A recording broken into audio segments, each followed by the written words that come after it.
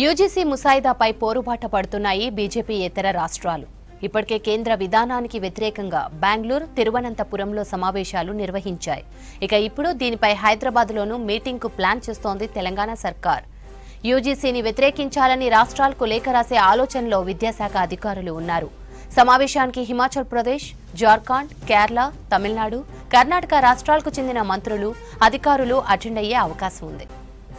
UGC ముసాయిదాపై పోరుబాట పడుతున్నాయి బీజేపీయేతర రాష్ట్రాలు.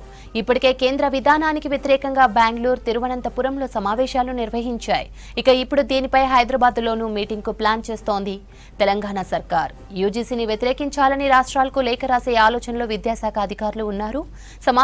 సమావేశానికి హిమాచల్ ప్రదేశ్, జార్ఖండ్, కేరళ, తమిళనాడు, కర్ణాటక రాష్ట్రాలకు చెందిన మంత్రులు, అధికారులు అటెండ్ అయ్యే అవకాశం ఉంది. యూజీసీ ముసాయిదాపై పోరుబాట పడుతున్నాయి బీజేపీయేతర రాష్ట్రాలు.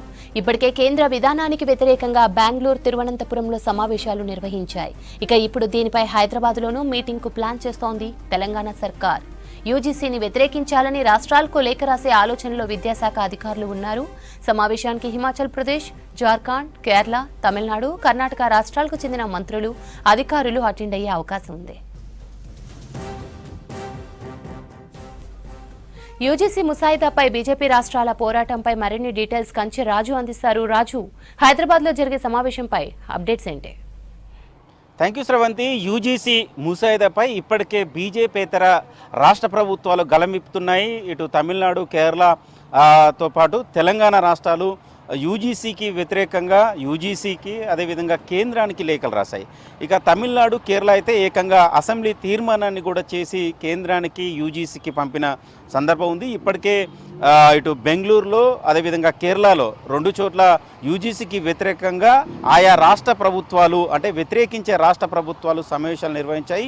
బెంగళూరులో ఫిబ్రవరి 2న సమావేశం జరిగింది. ఆ సమావేశానికి తెలంగాణ నుంచి వెళ్ళి మంత్రి ఐటీ మినిస్టర్ శ్రీధర్ బాబు, అదేవిధంగా ఉన్నత విద్యామండలి chairman Balakrishna Reddy, technical education commissioner Devasena attend అయ్యారు. ఆ సమావేశాన్ని ఫిబ్రవరి 2న జరిగిన సమావేశానికి ఇటు కేరళ, తమిళనాడు, అదేవిధంగా బెంగళూరు, జమ్మూ కాశ్మీర్, దాంతోపాటు హిమాచల్ ప్రదేశ్, జార్ఖండ్ రాష్ట్రాలకు సంబంధించిన అధికారులు, ఆయా రాష్ట్రాల మంత్రులు హాజరయ్యారు.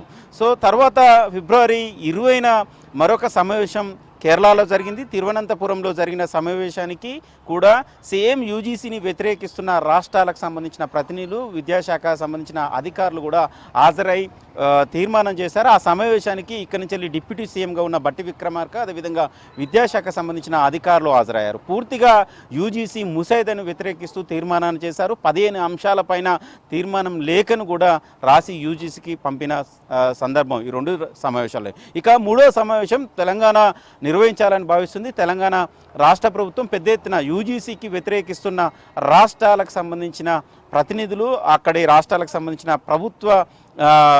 ప్రభుత్వాలకు సంబంధించిన ప్రజాప్రతినిధులు ఈ తెలంగాణకు రావాలని ఇక్కడ సమావేశం ఏర్పాటు చేస్తామని కూడా ఇప్పటికీ సమాచారం అందించారు. అయితే డేట్ ఇంకా ఫిక్స్ కాలేదు. యూజీసీ వ్యతిరేకించే రాష్ట్రాలకు సంబంధించి ఒక వేదికను ఏర్పాటు చేయాలి అనేది కూడా ఒక ఆలోచన చేస్తున్నారు. ఇప్పటికే ఇక్కడ సీఎం రేవంత్ రెడ్డి యూజీసీ విధానాలను, ఆ ముసాయిదాను వ్యతిరేకిస్తూ చాలా సీరియస్గా కామెంట్ చేశారు. ఇక తమిళనాడు స్టాలిన్ కూడా కామెంట్ చేశారు. అటు కేరళ సీఎం కూడా వ్యతిరేకించారు. అటు కర్ణాటక సీఎం సిద్ధరామయ్య కావచ్చు, డీకే శివకుమార్ కావచ్చు, డిప్యూటీ సీఎంగా ఉన్న వాళ్ళు కూడా వ్యతిరేకిస్తూ కామెంట్ చేసిన పరిస్థితిని కొడుతుంది. సో తెలంగాణలో కూడా పెద్ద ఎత్తున ఒక సమావేశాన్ని ఏర్పాటు చేయాలని భావిస్తున్నారు. ఇప్పటికే విద్యాశాఖకు సంబంధించిన అధికారులు యూజీసీ ముసాయిదాను వ్యతిరేకించే రాష్ట్రాలకు లేఖలు రాసే పనిలో పడ్డారు. సీఎం రేవంత్ రెడ్డి దిశానిర్దేశంతో విద్యాశాఖ కావచ్చు, ఉన్నత విద్యామండలి చైర్మన్ బాలకృష్ణారెడ్డి కూడా దీనికి నేతృత్వం వహిస్తున్న పరిస్థితిని కడుతుంది. త్వరలోనే బహుశా ఈ మార్చి